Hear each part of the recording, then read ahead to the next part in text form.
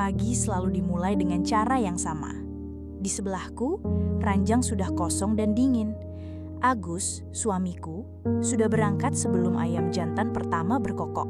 Aku tidak pernah tahu pasti jam berapa ia pergi. Ia hanya meninggalkan secangkir kopi kosong di meja makan dan aroma sabun mandi yang samar di kamar kami. Katanya pekerjaan menuntutnya begitu. Aku berhenti bertanya sejak lama. Aku bangkit dari tempat tidur, mengikat rambutku seadanya, dan langsung menuju dapur.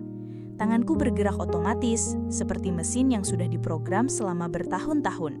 Mengeluarkan beras, mencucinya, lalu memasukkannya ke dalam penanak nasi. Setelah itu, aku membuka kulkas. Mataku mencari bahan-bahan untuk membuat nasi goreng sosis kesukaan Bima. Hanya itu yang ada di pikiranku setiap pagi. Apa yang akan Bima makan hari ini? Duniaku berputar di sekitar Bima. Anak laki-laki tunggalku. Usianya sudah 18 tahun, sudah bukan anak kecil lagi. Tapi bagiku, ia tetap bayi besarku. Setiap detail hidupnya adalah urusanku. Dari pakaian yang akan ia kenakan, sarapan yang ia makan, sampai memastikan ia tidak lupa membawa tugas sekolahnya. Agus menyediakan uangnya, aku yang mengurus sisanya. Pembagian tugas yang adil, mungkin. Saat aroma bawang putih dan sosis mulai memenuhi dapur, sepasang lengan melingkar di pinggangku dari belakang. Sebuah dagu bersandar di bahuku. Aku tidak perlu menoleh untuk tahu siapa itu. "Pagi, Bu." Suara Bima terdengar serak, khas orang baru bangun tidur. "Pagi, sayang. Cuci muka dulu sana, sebentar lagi nasinya matang," kataku sambil terus mengaduk nasi di wajan. Bukannya pergi, pelukannya malah semakin erat. Ia mengendus leherku seperti anak anjing. "Wanginya enak, ibu memang yang terbaik." Aku tersenyum. Pujian sederhana seperti itu sudah cukup untuk membuat hariku terasa lengkap. Inilah rutinitas kami. Agus tidak pernah memelukku seperti ini di pagi hari. Agus tidak pernah memuji masakanku. Agus ada, tapi seperti bayangan. Ia nyata, tapi tidak terasa. Bima sebaliknya. Ia adalah matahari di rumah ini. Kehadirannya mengisi setiap sudut ruangan. Setelah Bima melepaskan pelukannya dan berjalan ke kamar mandi, aku menyiapkan 2 piring nasi goreng di meja makan. 1 untuknya, 1 untukku. Kami selalu sarapan berdua. Meja makan ini terasa terlalu besar hanya untuk kami berdua. Tapi kami sudah terbiasa. Bima kembali dengan wajah segar dan rambut basah yang disisir seadanya. Ia duduk di hadapanku dan langsung melahap nasi gorengnya. "Nanti pulang sekolah aku ada latihan basket, Bu. Mungkin agak sore pulangnya," katanya di sela-sela kunyahannya. "Iya, nanti ibu siapkan minum dan handuk bersih di tasmu. Jangan sampai lupa makan siang." "Siap, Bu Bos." Ia menceritakan segalanya padaku. Tentang guru matematikanya yang galak, tentang Rian temannya yang baru saja jadian. Bahkan tentang Rina, gadis dari kelas sebelah yang sedang ia coba dekati. Aku adalah buku hariannya yang hidup.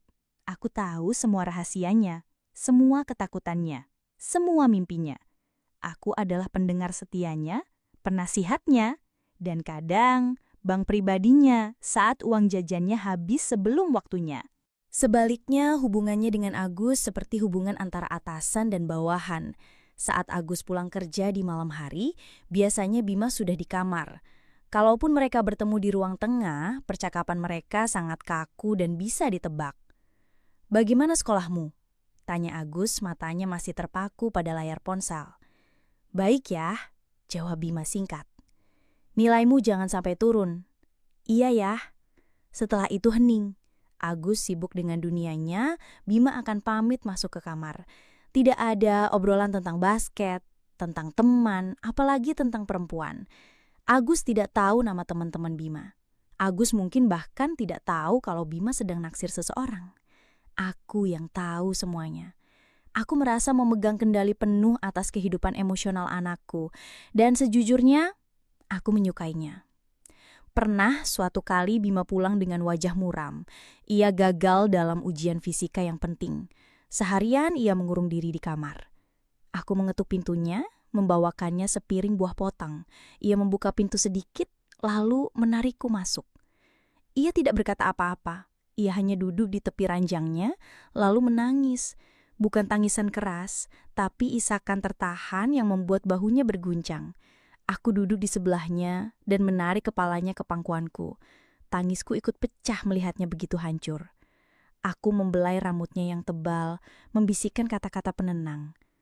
"Tidak apa-apa sayang, cuma ujian, bukan akhir dunia," bisikku. "Ayah pasti marah besar ibu, aku bodoh sekali," isaknya. "Shh, kamu tidak bodoh, ayah tidak akan marah. Nanti ibu yang bicara sama ayah ya, kamu tenang saja." Malam itu ia tidak mau keluar kamar untuk makan malam. Aku yang membawakan makanannya ke kamar. Agus bertanya kenapa Bima tidak bergabung. Aku hanya menjawab Bima sedang tidak enak badan. Aku melindunginya. Aku adalah bentengnya. Aku tidak tahu apakah yang kulakukan itu benar, tapi aku tidak peduli. Yang penting Bima merasa aman. Ritual kami yang lain adalah menonton film bersama. Hampir setiap akhir pekan, setelah Agus masuk ke kamar untuk tidur lebih awal karena lelah bekerja, aku dan Bima akan mengambil alih ruang keluarga. Kami akan membuat mie instan atau popcorn, lalu menonton film apa saja sampai larut malam. Kadang film laga yang seru, kadang film horor yang membuat kami berteriak bersama. Saat menonton, Bima sering menyandarkan kepalanya di bahuku. Kadang saat filmnya membosankan, ia akan tertidur begitu saja. Tangannya terkulai di atas perutku, napasnya teratur. Aku akan membiarkannya begitu. Aku tidak akan membangunkannya. Aku akan mematikan televisi dan duduk dalam gelap, hanya ditemani suara dengkuran halusnya. Malam ini adalah salah satu malam seperti itu. Film yang kami tonton sudah selesai setengah jam yang lalu. Bima tertidur pulas di sofa dengan kepala di pahaku. Wajahnya terlihat sangat damai. Bulu matanya yang lentik, hidungnya yang mancung menurun dariku, dan bibirnya yang sedikit terbuka. Ia sudah bukan anak kecil lagi, rahangnya mulai tegas dan jakunnya sudah mulai terlihat jelas. Tapi dalam tidur seperti ini, ia kembali menjadi bayiku kecil. Aku membelai pipinya dengan punggung jariku. Kulitnya halus, perasaan memiliki yang begitu kuat menjalari seluruh tubuhku. Ini anakku, darah dagingku, aku yang melahirkannya, aku yang membesarkannya. Aku adalah dunianya, dan ia adalah duniaku.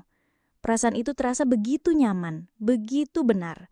Namun di sudut terjauh hatiku ada sesuatu yang berdesir. Sebuah kegelisahan kecil yang tidak bisa kujelaskan.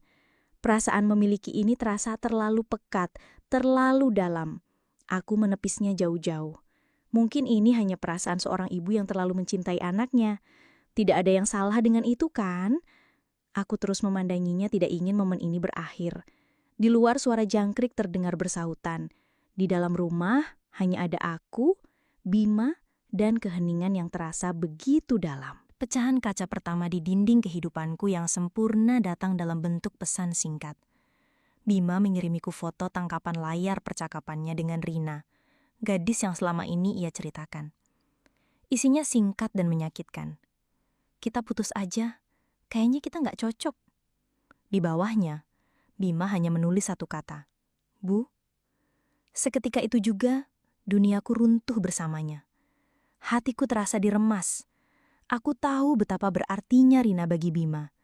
Ini adalah cinta monyet pertamanya yang serius, yang membuatnya tersenyum sendiri menatap ponsel, yang membuatnya lebih sering bercermin sebelum berangkat sekolah. Dan sekarang, semuanya hancur. Saat ia pulang sekolah, wajahnya seperti topeng tanpa ekspresi. Ia tidak menyapaku. Ia langsung naik ke kamarnya dan menutup pintu. Bukan membantingnya, hanya menutupnya dengan pelan yang entah kenapa terasa jauh lebih menakutkan. Aku mencoba mengetuk pintunya. "Bima, mau makan? Ibu sudah masak ayam goreng kesukaanmu."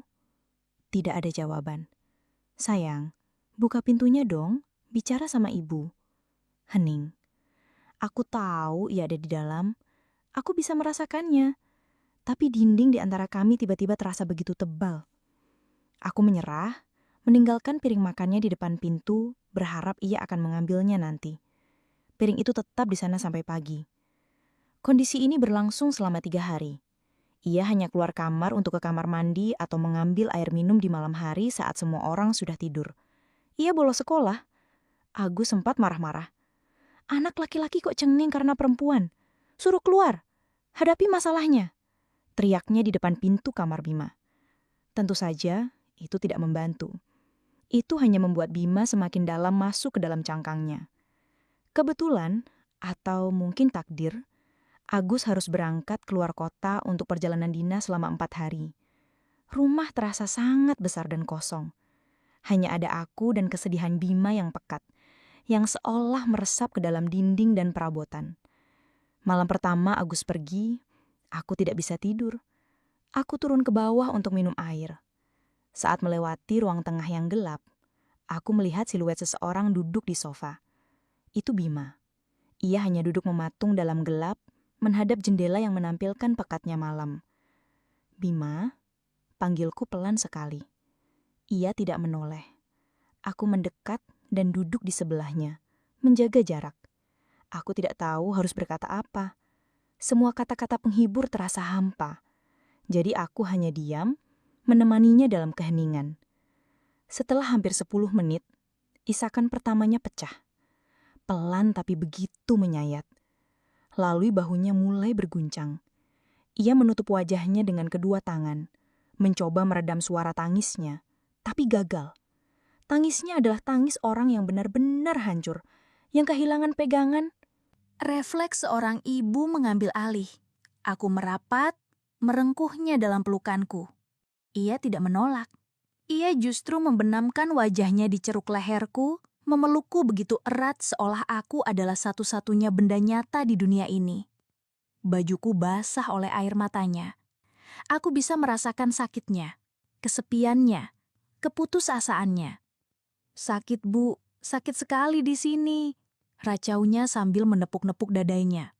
Aku sendirian, nggak ada yang peduli. Shh, ada ibu di sini. Ibu peduli. Ibu selalu di sini untukmu, bisikku sambil mengelus punggungnya. Kami tetap dalam posisi itu untuk waktu yang lama. Tangisnya perlahan mereda, menyisakan isakan-isakan kecil yang putus-putus. Aku pikir ia sudah lebih tenang. Tapi kemudian, ia sedikit menjauhkan wajahnya, menatapku dalam gelap. Matanya bengkak dan merah, tatapannya kosong. Lalu, ia mengucapkannya. Bukan dengan kalimat yang rumit atau berbelit-belit. Kalimatnya keluar begitu saja. Lugas, polos, dan penuh keputusasaan. Bu, aku butuh pelampiasan. Aku sakit sekali. Tolong aku, Bu. Cuma ibu yang aku punya. Waktu seolah berhenti. Suara jangkrik di luar tiba-tiba senyap. Detak jantungku sendiri berdebam begitu keras hingga memekakan telinga. Aku menatapnya, mencoba mencerna kata-kata itu. Otakku berputar, mencari makna lain. Mencari kemungkinan bahwa aku salah dengar. Tapi tatapannya tidak menyisakan ruang untuk raguan. Ada rasa kaget yang luar biasa. Rasa jijik yang naik dari perutku. Rasa takut yang membuat sekujur tubuhku dingin. Ini Bima, anakku, darah dagingku. Bagaimana mungkin? Tapi kemudian, aku melihat wajahnya. Wajah hancur seorang anak laki-laki yang kehilangan arah. Wajah yang selama ini selalu kulindungi. Dan di tengah semua kekacauan di kepalaku, sebuah dorongan aneh muncul. Dorongan primitif seorang ibu untuk melakukan apa saja demi menghentikan penderitaan anaknya. Dorongan untuk memperbaiki apa yang rusak. Aku tidak tega melihatnya seperti ini. Aku tidak sanggup menolaknya dan membuatnya merasa semakin sendirian. Aku tidak mengatakan ya, tapi aku juga tidak mengatakan tidak. Aku tidak bergerak. Aku hanya diam, membeku dalam pergolakan batinku sendiri. Keheninganku menjadi jawabannya. Tangannya yang gemetar meraih tanganku. Aku tidak menariknya. Pikiranku kosong. Aku seperti boneka yang tidak punya kendali atas tubuhnya sendiri. Aku membiarkannya menuntunku. Setiap detik terasa seperti 1 jam. Aku tidak merasakan apa-apa selain rasa bersalah yang menusuk tajam ke ulu hati dan suara detak jantungku yang menggema di seluruh ruangan. Setelah semuanya selesai, Bima tidak lagi menangis. Ia hanya duduk menunduk, diam 1000 bahasa. Keheningan di antara kami terasa lebih berat dan lebih menyesakan daripada tangisannya tadi. Aku tidak sanggup menatapnya. Tanpa sepatah kata pun, aku bangkit. Kakiku terasa seperti jeli.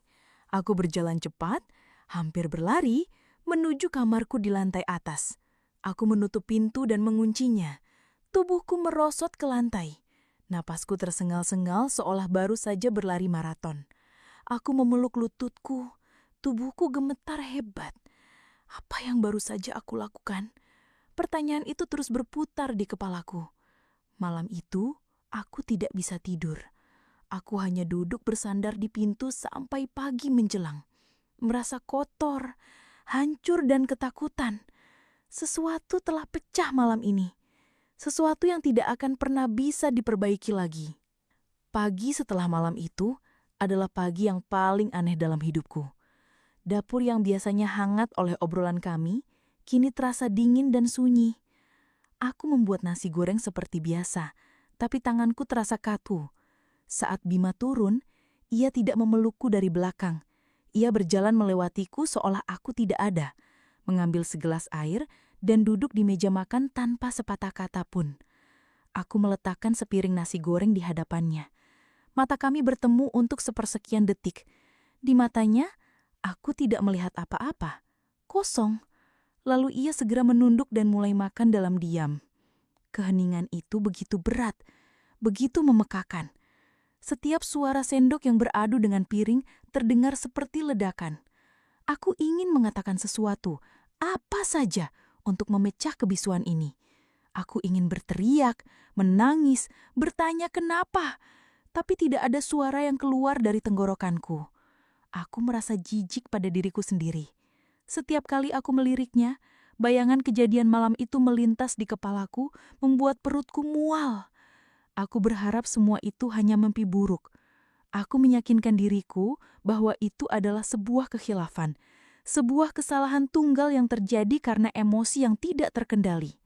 Tidak akan pernah terulang lagi. Aku berjanji, kami akan melupakannya dan kembali normal. Aku berpegang pada harapan itu seperti orang tenggelam berpegang pada sepotong kayu. Harapanku hancur seminggu kemudian. Agus sudah kembali dari perjalanan dinas dan rutinitas normal seolah kembali. Tapi itu hanya di permukaan. Di bawahnya ada jurang yang menganga di antara aku dan Bima. Suatu sore, Agus sedang tidak di rumah. Ada pertemuan dengan klien katanya. Aku sedang melipat pakaian kering di ruang keluarga. Bima turun dari kamarnya, mendekatiku. Jantungku mulai berdebar kencang. Ia berdiri di depanku, diam sejenak, sebelum akhirnya bicara.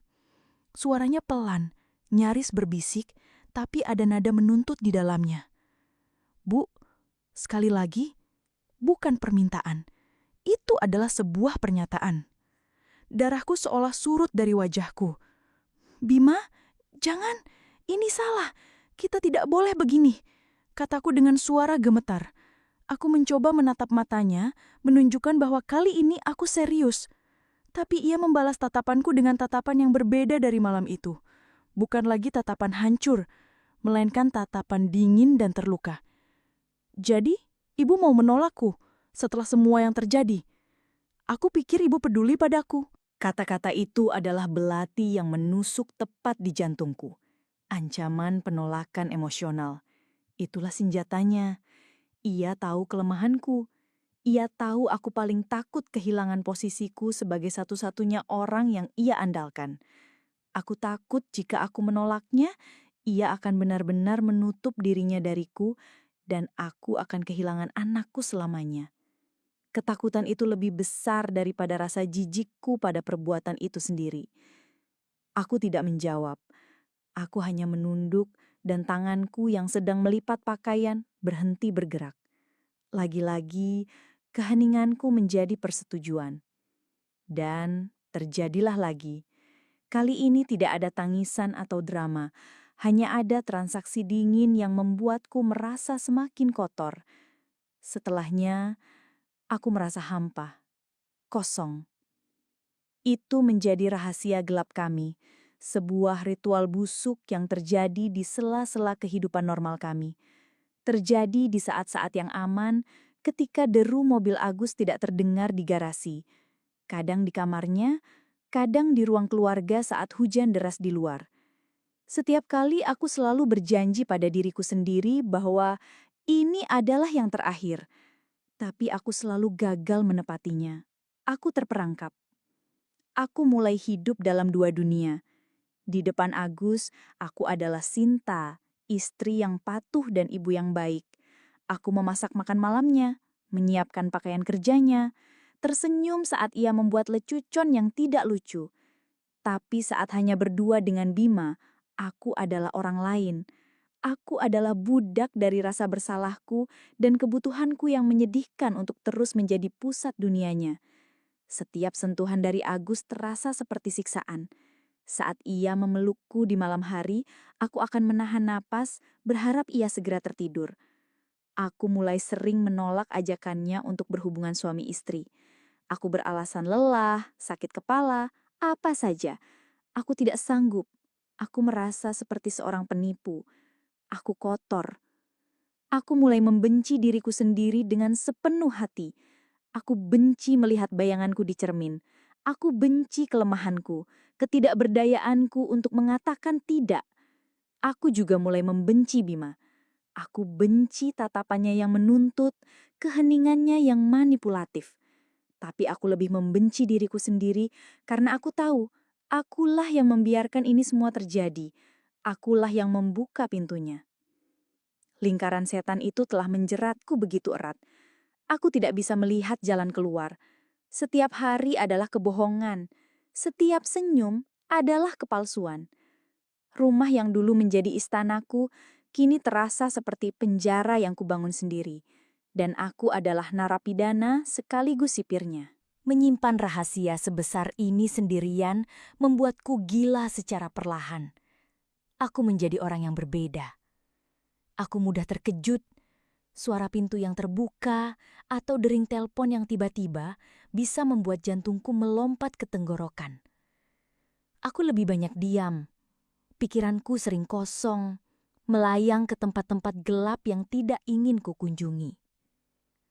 Aku kehilangan berat badan. Lingkaran hitam di bawah mataku semakin tebal, tidak bisa lagi ditutupi dengan riasan. Agus suamiku bukanlah orang yang peka. Dunianya adalah pekerjaan, angka, dan target. Tapi bahkan orang sepertinya pun bisa melihat perubahan. Ia mulai memperhatikanku dengan cara yang berbeda. Bukan dengan tatapan cinta, tapi dengan tatapan curiga. "Kamu sakit?" tanyanya suatu malam di meja makan. Bima sudah masuk ke kamarnya.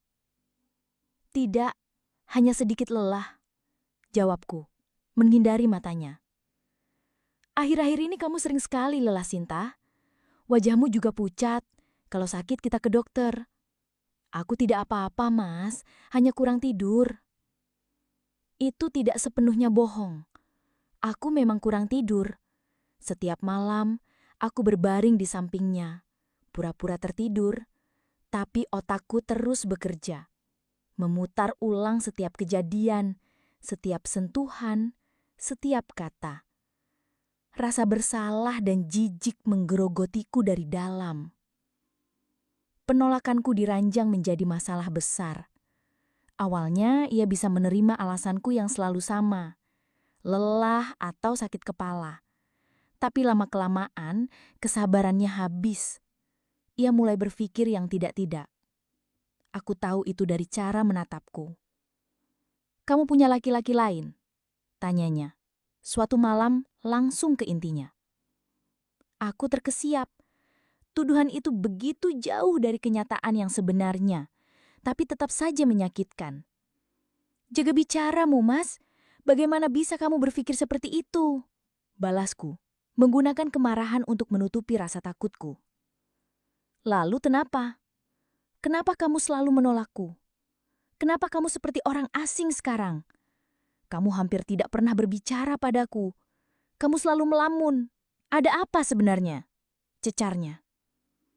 Aku tidak bisa menjawab. Aku hanya bisa menangis. Tangisanku menjadi senjataku untuk mengakhiri percakapan yang berbahaya. Melihatku menangis, amarahnya biasanya mereda, digantikan dengan rasa bersalah. Tapi aku tahu, kecurigaannya tidak hilang. Ia hanya menyimpannya untuk sementara. Retakan pertama di dinding pertahananku muncul pada suatu Selasa sore. Hari itu, Agus seharusnya pulang malam karena ada rapat penting. Aku dan Bima baru saja menyelesaikan ritual busuk kami. Aku merasa hampa dan kotor seperti biasanya. Aku berjalan keluar dari kamar Bima dengan langkah gontai. Rambutku sedikit berantakan dan pikiranku kacau. Aku hanya ingin segera masuk ke kamar mandi, membersihkan diriku dari semua ini. Saat aku menutup pintu kamar Bima di belakangku, aku berbalik dan jantungku serasa berhenti berdetak. Agus berdiri di ujung lorong, menatapku. Ia sudah pulang. Ia diam di sana, memegang tas kerjanya dengan tatapan yang tidak bisa kuartikan. Kaget, bingung, dan curiga menjadi satu. "Mas, kamu sudah pulang?" Tanyaku, suaraku bergetar. Aku berusaha merapikan rambutku dengan gerakan yang canggung. Katanya ada rapat. "Rapatnya dibatalkan," jawabnya singkat. Matanya tidak beralih dariku, lalu melirik ke pintu kamar Bima yang tertutup rapat. "Kamu sedang apa di kamar Bima?" Otakku berputar cepat, mencari alasan. "Bima, dia tidak enak badan. Tadi minta dipijat kepalanya, katanya pusing," kataku. Kebohongan itu keluar begitu saja dari mulutku. Agus berjalan melewatiku tanpa sepatah kata pun. Ia tidak membantah, tapi ia juga tidak terlihat percaya. Sore itu, rumah kami terasa seperti medan perang yang sunyi. Tidak ada yang bicara. Sejak hari itu, Agus berubah. Ia menjadi pengamat. Aku bisa merasakan matanya mengawasiku. Ia memperhatikan setiap interaksiku dengan Bima. Ia memperhatikan cara kami saling menghindari tatapan. Keheningan canggung yang selalu muncul saat kami bertiga berada di satu ruangan. Puncaknya terjadi pada hari Minggu. Kami sedang sarapan. Suasananya tegang. Bima makan dengan cepat, jelas ingin segera pergi dari meja makan. "Bima," kata Agus tiba-tiba. Suaranya tenang, tapi membuatku merinding. "Ayah lihat kamu dan ibumu aneh sekali belakangan ini. Kalian seperti orang yang tidak saling kenal. Ada masalah?" Bima berhenti mengunyah. Ia melirikku sekilas, lalu menunduk. "Enggak ada apa-apa ya," jawabnya pelan. "Bohong," kata Agus tegas. "Ayah tidak bodoh. Ada sesuatu yang kalian sembunyikan." Aku tidak tahan lagi. "Mas, sudah cukup," kataku dengan nada tinggi. "Tidak ada apa-apa. Mungkin kamu saja yang terlalu banyak pikiran di kantor sampai curiga yang tidak-tidak pada anak dan istrimu sendiri." Agus memalingkan wajahnya padaku. Matanya menyala karena marah. Justru karena aku peduli makanya aku bertanya. "Jelaskan padaku, Sinta, ada apa? Kenapa kamu keluar dari kamar Bima sore itu dengan wajah pucat seperti habis melihat hantu? Kenapa kalian berdua tidak pernah bicara lagi? Jelaskan." Pertengkaran hebat pun tak terhindarkan. Suara kami saling meninggi. Aku menuduhnya tidak peduli dan hanya bisa curiga. Ia menuduhku menyembunyikan sesuatu. Bima langsung bangkit dari kursinya dan lari ke kamarnya, membanting pintu. Aku menangis sejadi-jadinya. Aku berteriak bahwa aku lelah dengan tuduhannya. Aku berakting begitu meyakinkan sebagai istri yang tersakiti. Untuk sementara, itu berhasil. Agus akhirnya diam, terlihat bingung, dan mungkin sedikit merasa bersalah karena sudah membuatku histeris. Tapi aku tahu ini belum berakhir. Aku hanya berhasil membeli sedikit waktu. Dinding pertahananku sudah retak parah. Tinggal menunggu waktu sampai seseorang memberinya satu dorongan terakhir dan semuanya akan hancur berkeping-keping. Rasa takut ketahuan kini menjadi teman setiaku setiap saat. Aku hidup di ujung tanduk dan setiap hari rasanya semakin sulit untuk menjaga keseimbangan. Aku sudah tidak tahu lagi bagaimana caranya untuk bernafas dengan normal. Setiap hari adalah pertaruhan. Setiap sudut rumah adalah pengingat akan kebohonganku. Aku hidup dalam kabut tebal rasa takut dan jijik pada diri sendiri.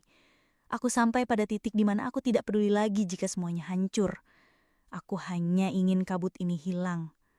Pemicunya datang dari hal yang paling sederhana. Suatu sore, aku sedang menyiram tanaman di teras depan. Di seberang jalan, aku melihat Bu Ratna, tetanggaku, sedang tertawa bersama anak laki-lakinya, Doni, yang seumuran dengan Bima. Doni baru saja menceritakan lelucon, dan Bu Ratna tertawa begitu lepas sampai memukul pelan lengan anaknya. Mereka terlihat begitu normal, begitu sehat, sebuah interaksi ibu dan anak yang penuh kehangatan dan tanpa beban. Pemandangan itu menusukku seperti ribuan jarum. Tiba-tiba aku sadar betapa rusaknya hubunganku dengan Bima. Kami tidak pernah tertawa seperti itu lagi. Kedekatan kami sekarang bukanlah kehangatan, melainkan api dingin yang membakar kami berdua dari dalam. Aku berdiri mematung di sana, memegang selang air, dan air mata mulai mengalir di pipiku tanpa bisa kucegah. Aku menangisi semua yang telah hilang. Aku menangisi diriku yang dulu dan anakku yang telah kurenggut kepolosannya. Saat itulah, sesuatu di dalam diriku patah. Cukup sudah. Malam itu, seolah takdir ingin mengujiku, kesempatan itu datang. Agus menelpon, memberitahu bahwa ia harus menginap di kantor karena ada laporan mendadak yang harus diselesaikan besok pagi. Rumah ini kembali menjadi milikku dan Bima, milik rahasia kami. Aku sedang duduk di ruang tengah, pura-pura menonton televisi ketika Bima turun. Aku sudah bisa merasakan kehadirannya bahkan sebelum ia bicara. Aku tahu apa yang akan terjadi. Jantungku berdebar, tapi kali ini bukan hanya karena takut. Ada sesuatu yang lain. Kemarahan, kekuatan. Ia duduk di sofa, tapi tidak di sebelahku. Ia duduk di seberangku. Ia menatapku dengan tatapan yang sudah sangat kukenal. Tatapan menuntut. Bu, panggilnya pelan. Aku tidak menjawab. Aku hanya balas menatapnya, membiarkan ia melihat mataku yang dingin dan kosong. Ia beranjak dari tempatnya, mendekat dan mencoba duduk di sampingku. Sebelum ia sempat melakukannya, aku berdiri. Tidak, kataku. Suaraku terdengar asing di telingaku sendiri. Tegas, dingin, dan tidak ada ruang untuk negosiasi. Bima tertegun. Ia menatapku dengan bingung, seolah aku baru saja berbicara dalam bahasa yang tidak ia mengerti. Bu, kenapa? Cukup, Bima. Ini semua harus berhenti. Sekarang juga. Wajahnya berubah. Kebingungan itu hilang. Digantikan dengan kekesalan. Berhenti? Kenapa tiba-tiba? Ibu tidak bisa begitu saja. Aku bisa, dan aku akan melakukannya. Apa yang kita lakukan ini salah. Ini gila. Ini menghancurkan kita berdua. Menghancurkan aku. Ia mencoba taktik lamanya. Wajahnya dibuat terluka, suaranya dibuat memelas. Tapi aku butuh ibu. Cuma ibu yang mengerti aku. Dulu, kata-kata itu akan langsung meluluhkanku. Tapi tidak lagi. Aku sudah mati rasa. Itu bukan cinta, Bima. Itu bukan pengertian. Itu penyakit. Dan aku tidak mau sakit lagi. Melihat bujukannya tidak berhasil, ia beralih ke cara lain. Amarah. Matanya menyipit. Jadi ibu mau membuangku begitu saja? Aku tidak membuangmu. Aku mencoba menyelamatkan apa yang tersisa dari kita berdua. Dari keluarga ini. Saat itulah ia mengeluarkan senjata terakhirnya.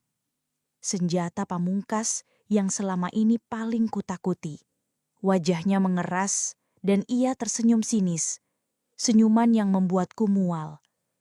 Oh ya, menyelamatkan keluarga, desisnya. Kalau ibu tidak mau, aku akan beritahu ayah semuanya. Semuanya dari awal. Biar kita lihat apa keluarga ini masih bisa diselamatkan. Ancaman itu menggantung di udara. Inilah akhir dari segalanya. Inilah momen yang selalu menghantui tidurku. Tapi anehnya, aku tidak merasakan ketakutan yang melumpuhkan seperti yang kubayangkan. Yang kurasakan justru kelegaan. Seolah beban terberat di dunia baru saja diangkat dari pundakku. Rasa lelahku telah mengalahkan rasa takutku. Aku menatap matanya yang penuh benci itu dan tersenyum tipis. Senyum orang yang sudah tidak punya apa-apa lagi untuk ditakutkan. Silahkan, jawabku dengan suara gemetar namun mantap. Beritahu saja, biar semuanya hancur sekalian. Aku sudah lelah hidup dalam kebohongan ini. Reaksiku membuatnya terdiam. Ia sama sekali tidak menyangka aku akan melawan. Ia pikir aku akan memohon, menangis, dan akhirnya menyerah seperti biasa. Tapi aku tidak melakukannya. Aku berdiri tegak, siap menerima kehancuran.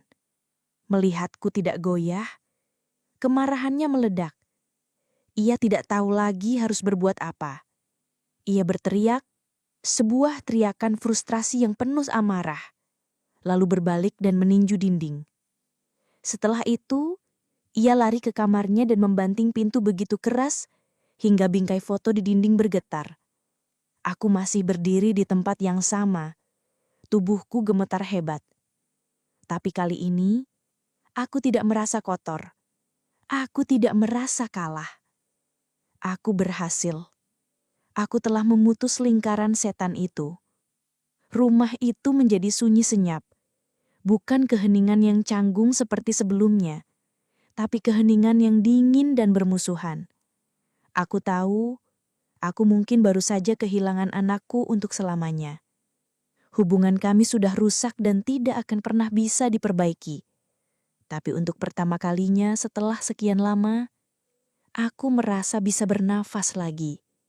Aku sendirian, terisolasi di dalam rumahku sendiri, tapi aku bebas. Ancaman Bima ternyata kosong. Ia tidak pernah memberitahu Agus. Mungkin karena ia terlalu malu, atau mungkin karena di sisa hatinya yang paling dalam, ia tidak sanggup menghancurkan ayahnya. Aku tidak pernah tahu alasannya. Rahasia kami tetap terkubur, menjadi racun yang bekerja diam-diam, merusak fondasi keluarga kami dari dalam, sampai yang tersisa hanyalah puing-puing. Pagi setelah pertengkaran kami adalah awal dari akhir. Saat Agus pulang, ia langsung merasakan perbedaannya. Rumah itu sunyi senyap. Tidak ada lagi perang mulut atau tangisan histeris. Yang ada hanya keheningan yang dingin dan tajam seperti pecahan kaca. Di meja makan, Bima tidak lagi bicara. Ia makan seperti robot. Matanya terpaku pada piring. Dan langsung pergi begitu selesai. Ia tidak menatapku. Ia tidak menatap ayahnya. Ia seolah membangun dinding tak kasat mata di sekelilingnya. Agus mencoba bertanya padaku, "Kalian kenapa lagi?" "Tidak apa-apa," jawabku, datar. Aku tidak punya tenaga lagi untuk berbohong atau berakting. Keluarga kami telah mati, hanya saja kami lupa menguburnya. Kami bertiga hidup di bawah atap yang sama. Tapi kami adalah 3 orang asing yang kebetulan berbagi alamat. Kedekatan yang dulu kubanggakan antara aku dan Bima, kini berubah menjadi jurang yang tak terseberangi. Ia menghindariku di setiap kesempatan. Jika kami tidak sengaja berpapasan di lorong, ia akan membuang muka dan mempercepat langkahnya. Anak laki-laki yang dulu memujaku, kini menatapku dengan campuran kebencian dan rasa jijik. Tatapannya adalah cermin dari perasaanku pada diriku sendiri. Hari-hari berlalu menjadi minggu. Minggu menjadi bulan. Pola hidup kami yang rusak menjadi sebuah rutinitas baru. Agus yang tidak pernah tahu apa masalah sebenarnya, akhirnya menyerah. Ia berhenti bertanya. Ia melarikan diri ke dalam pekerjaannya, pulang semakin malam, dan pergi semakin pagi. Mungkin baginya, kantor terasa lebih nyaman daripada rumah yang dingin ini. Aku tidak menyalahkannya. Saat kelulusan sekolah tiba, Bima membuat pengumuman di meja makan. Itu adalah kalimat terpanjang yang ia ucapkan dalam beberapa bulan. "Aku diterima di universitas di luar pulau. Aku akan ambil," katanya, tanpa menatap siapapun. Jantungku mencelos. Sejauh itukah ia ingin pergi dariku? Dari rumah ini? Aku tahu jawabannya. Agus tampak kaget, tapi kemudian ia mengangguk. "Bagus. Belajar yang benar di sana." Hanya itu reaksinya. Tidak ada pertanyaan, Tidak ada diskusi. Seolah kami sedang melepas seorang penyewa kamar, bukan anak kami satu-satunya. Aku membantunya berkemas dalam diam. Aku melipat pakaiannya, memasukkannya ke dalam koper sama seperti yang biasa kulakukan. Tapi kali ini rasanya berbeda. Setiap helai pakaian terasa seperti sebuah perpisahan. Aku melihat buku-buku pelajarannya, poster-poster di dinding kamarnya, semua benda yang menjadi saksi bisu pertumbuhannya, dan juga menjadi saksi bisu dosa kami. Saat aku menemukan sebuah foto kecil kami berdua yang terselip di buku, foto saat ia masih SMP, kami tersenyum bahagia ke arah kamera. Aku harus cepat-cepat memasukkannya ke laci sebelum air mataku jatuh.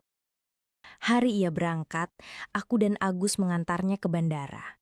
Suasananya kaku dan canggung. Tidak ada pelukan hangat, tidak ada tangis perpisahan. Sebelum masuk ruang tunggu, ia hanya menyalami tangan Agus. Lalu ia menatapku sekilas, sangat singkat sebelum akhirnya mengangguk kecil dan berbalik pergi. Punggungnya yang tegap menjauh, menghilang di antara kerumunan orang. Saat itulah aku sadar, aku benar-benar telah kehilangannya. Tahun-tahun berlalu, Bima tidak pernah pulang saat liburan semester. Alasannya selalu sama, banyak tugas, ada kegiatan kampus, atau tiket mahal. Kami tahu itu hanya alasan. Ia tidak ingin pulang. Komunikasi kami terbatas pada telepon sebulan sekali. Aku yang selalu menelpon lebih dulu. "Halo Bima, bagaimana kabarmu?" Tanyaku selalu dengan pertanyaan yang sama. "Baik Bu," jawabnya singkat. Suaranya terdengar dewasa dan semakin jauh. "Makan teratur? Kuliahnya lancar?" "Iya, lancar." Percakapan kami tidak pernah lebih dari 5 menit. Aku tidak pernah berani bertanya apakah ia punya pacar, bagaimana teman-temannya, atau apakah ia bahagia di sana. Jauh dariku. Aku hidup dengan penyesalan abadi. Rumah tangga kami tetap utuh di mata orang lain. Aku tetap istri Agus, dan ia tetap suamiku. Tapi di dalam rumah yang besar dan semakin terasa kosong ini, kami hanya 2 orang yang berbagi atap dan masa lalu yang rusak. Aku tidak akan pernah bisa menceritakan beban terberat dalam hidupku padanya. Aku harus menanggungnya sendirian sampai mati. Sore ini, aku duduk sendirian di ruang tengah, memandangi album foto lama. Foto-foto Bima saat ia masih bayi, saat ia pertama kali masuk sekolah, saat ia memenangkan lomba lari. Di setiap foto, ia tersenyum lebar. Senyum polos seorang anak laki-laki yang dunianya adalah ibunya. Telepon rumah berdering. Aku mengangkatnya. Itu Bima. Tumben sekali ia menelpon. "Halo Bu." "Iya Bima, ada apa?" "Aku cuma mau kasih kabar. Setelah wisuda nanti, aku dapat tawaran kerja di sini. Aku akan ambil. Mungkin aku tidak akan pulang." Lidahku kelu. "Oh, ya, baguslah kalau begitu." Hanya itu yang bisa kukatakan. "Ya sudah, itu saja. Aku tutup dulu. Assalamualaikum." "Waalaikumsalam." Telepon ditutup. Aku meletakkan gagang telepon kembali ke tempatnya. Aku tidak menangis. Air mataku rasanya sudah kering. Aku kembali menatap foto di tanganku. Foto Bima kecil yang tersenyum. Aku sadar sekarang, beberapa luka memang tidak akan pernah bisa sembuh. Beberapa kesalahan tidak akan pernah bisa diperbaiki. Aku telah menukar cinta anakku dengan kepuasan sesaat yang mengerikan. Dan kini, aku harus hidup selamanya dengan puing-puing keluarga yang telah kuhancurkan dengan tanganku sendiri.